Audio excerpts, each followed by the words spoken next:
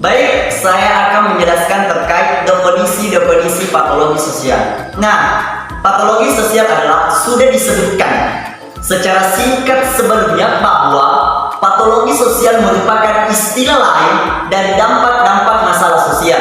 Nah, patologi sosial ini berasal dari dua kata, yaitu patologi dan sosial, yang dimana patologi berasal dari kata pathos dan logos. Baik, pathos memiliki arti yaitu penyakit atau penderitaan, sedangkan logos memiliki arti yaitu ilmu. Sehingga jika keduanya kata tersebut diartikan, maka patologi sosial adalah ilmu yang mempelajari tentang mengenai penyakit atau suatu penderitaan. Oleh sebab itu, patologi sosial ini dianggap sebagai penyakit-penyakit karena adanya pelanggaran-pelanggaran terhadap situasi sosial.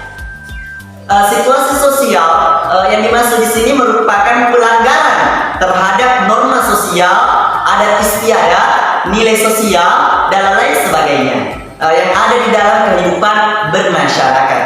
Sehingga patologi sosial selain membahas mengenai pelanggaran norma dan segala hal yang berhubungan dengan masyarakat, juga membahas dengan mengenai bentuk gejala-gejala sosial yang dianggap sakit atau tidak baik.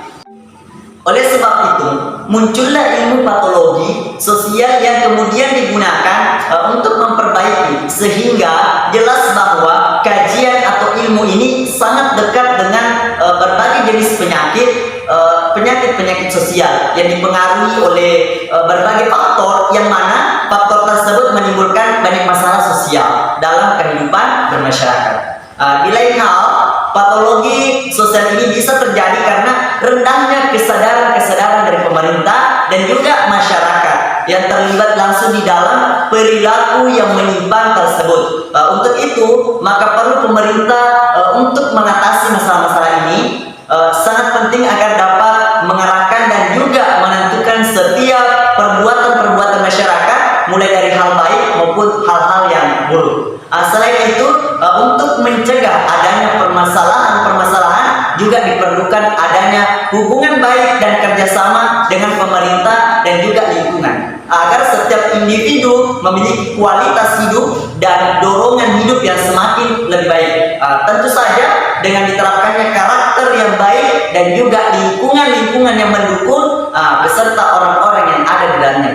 Dan menurut Kartini Kartono, patologi sosial merupakan semua tingkah laku yang bertentangan dengan norma-norma kebaikan, stabilitas sosial kah, pola kesederhanaan kah, moral, hak milik, solidaritas keluarga, hidup rukun bertetangga, disiplin, kebaikan, dan juga hukum formal. Nah, apabila semua itu bertentangan, maka itulah disebut dengan patologi sosial. Oleh karena itu, karena era globalisasi dan informasi saat ini semakin meningkat atau semakin canggih, tentu saja perubahan masyarakat akan lebih cepat jika dibandingkan dengan pemecahan permasalahan di dalam masyarakat. Apalagi saat ini manusia disibukkan dengan berbagai kebutuhan untuk semakin bersaing dan kompetitif dalam berbagai tantangan, termasuk jiwa dan raga.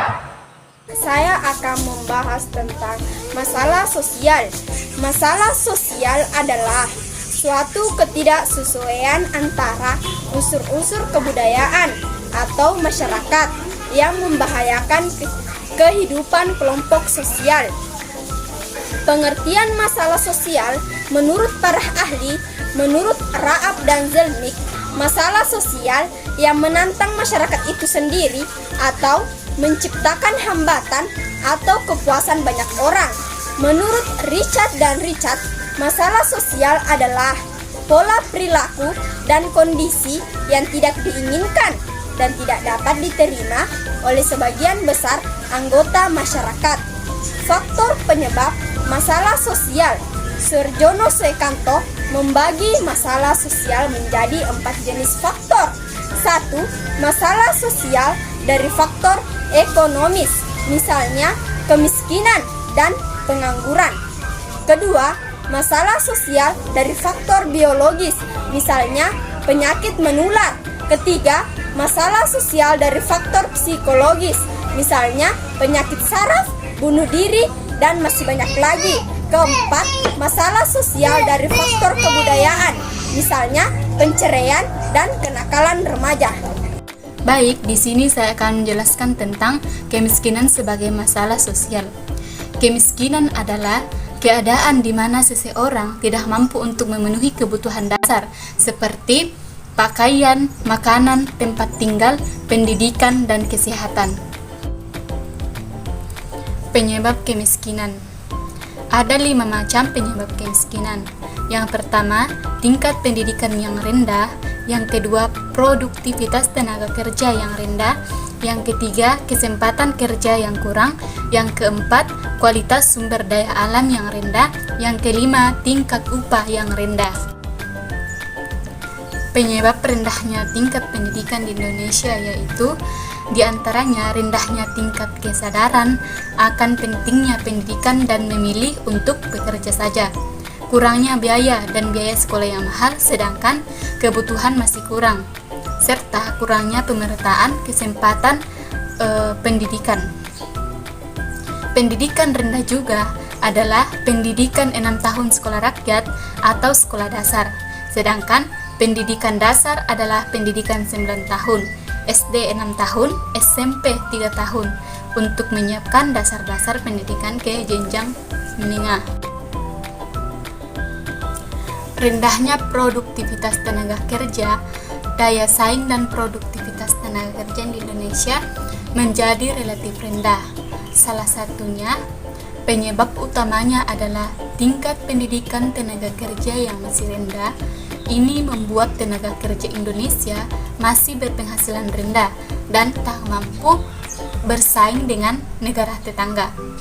Produktivitas rendah adalah suatu anggapan yang menggambarkan bahwa terdapat kekurangan tenaga kerja sebab tidak cukupnya umur seseorang untuk bekerja dan memiliki banyak pengangguran.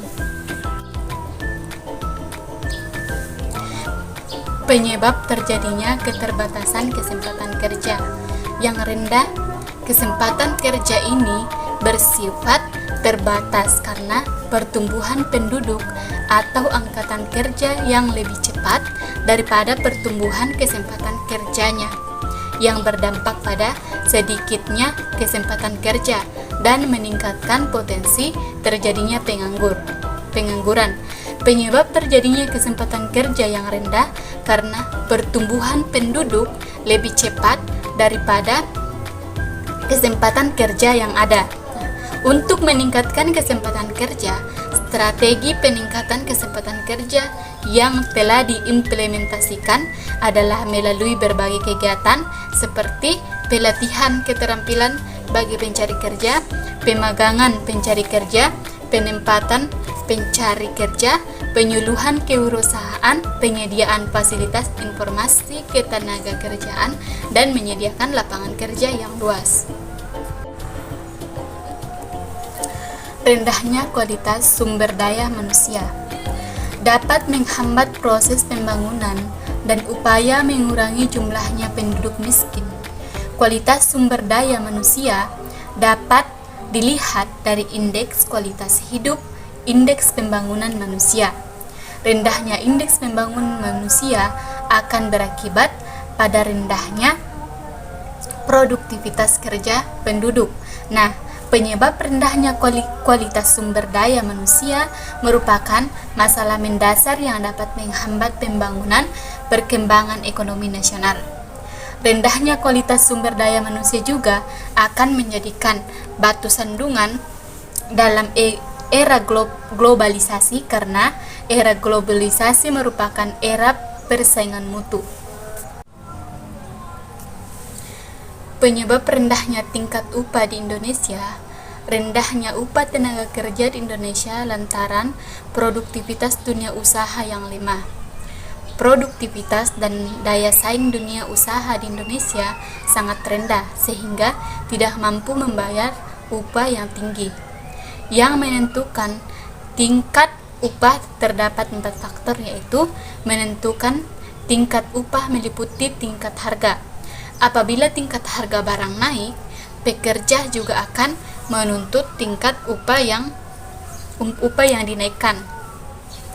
Produktivitas kerja. Bila tingkat produktivitas kerja rendah, tingkat upah juga rendah, demikian pula sebaliknya. Faktor yang menyebabkan perbedaan tingkat upah. Perbedaan tingkat upah dapat terjadi karena perbedaan tingkat pendidikan, latihan, dan pengalaman. Kedua, tingkat upah di tiap perusahaan berbeda. Menurut presentase biaya pekerja terhadap seluruh biaya produksi, semakin kecil proporsi biaya pekerja terhadap biaya keseluruhan, semakin tinggi tingkat upah.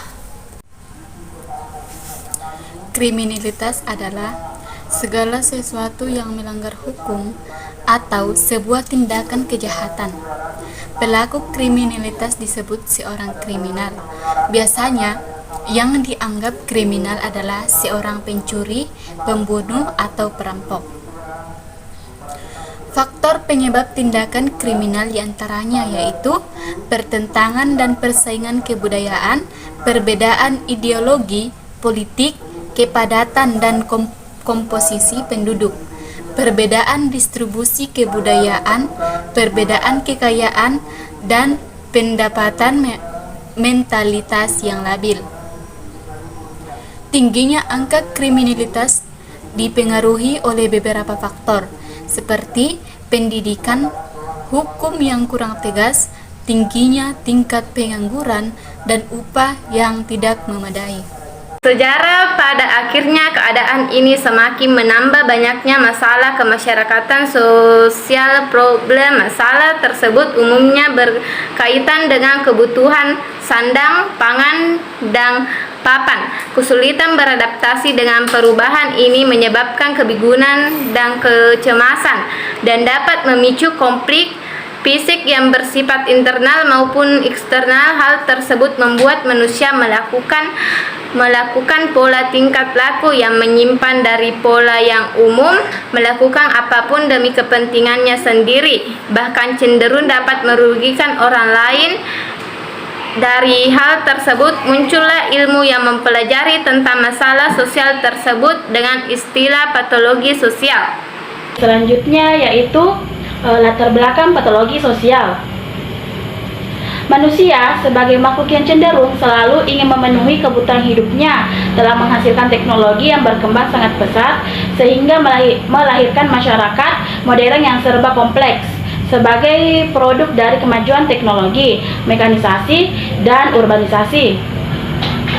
Selain itu, di samping mampu memberikan berbagai alternatif kemudahan bagi kehidupan manusia, juga dapat menimbulkan hal-hal yang berakibat negatif kepada manusia dan kemanusiaan itu sendiri, dan juga bisa disebut dengan masalah sosial.